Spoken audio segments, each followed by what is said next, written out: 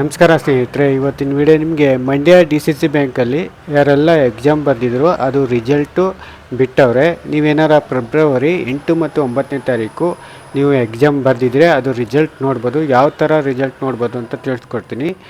ಇದ್ರ ಮೇಲೆ ಕ್ಲಿಕ್ ಮಾಡಿ, ಇದರ ಲಿಂಕ್ನ ನಾನು ಡಿಸ್ಕ್ರಿಪ್ಷನ್ ಕೊಡ್ತೀನಿ. ಡೈರೆಕ್ಟಾಗಿ ಹೋಗಿ ಓಪನ್ ಮಾಡಿ ನೀವು ರಿಸಲ್ಟ್ ನೋಡ್ಬೋದು. ಇಲ್ಲಿ ನೋಡಿ, ಇನ್ಫಾರ್ಮೇಷನ್ ಟೆಕ್ನಾಲಜಿ ಚೀಫ್ ಮ್ಯಾನೇಜರ್ ಪೋಸ್ಟ್ಗೂ ಬಿಟ್ಟಾರೆ ರಿಸಲ್ಟು, ಮತ್ತು ಜೂನಿಯರ್ ಅಸಿಸ್ಟೆಂಟ್ ಡ್ರೈವಿಂಗ್ ಅಟೆಂಡರ್ ಪೋಸ್ಟ್ಗೂ ಬಿಟ್ಟಾರೆ. ಇದ್ರ ಮೇಲೆ ಕ್ಲಿಕ್ ಮಾಡಿ, ಮಾಡಿದ ತಕ್ಷಣ ಈ ಥರ ಓಪನ್ ಆಗುತ್ತೆ. ಇಲ್ಲಿ ನಿಮ್ಮ register number, date of birth, month, year ಮತ್ತು ಕ್ಯಾಪ್ಚರ್ ಕೋಡ್ ಎಂಟ್ರಿ ಮಾಡಿ ಗಿಟ್ ರಿಸಲ್ಟ್ ಅಂತ ಕೊಡಿ. ಗಿಟ್ ರಿಸಲ್ಟ್ ಅಂತ ಕೊಟ್ಟಿದ್ಮೇಲೆ ನಿಮಗೆ ರಿಸಲ್ಟ್ ತೋರಿಸುತ್ತೆ. 100ಕ್ಕೆ ಮಿನಿಮಮ್ 35 ಮಾರ್ಕ್ಸ್ ಬರಬೇಕು. ಅದರಲ್ಲಿ ನೀವು ಹೈಯೆಸ್ಟ್ ಮಾರ್ಕ್ಸ್ ತೆಗೆದಿರೋ ಗಣನೆ ತಗೋಬೋದು ಅನಿಸುತ್ತೆ.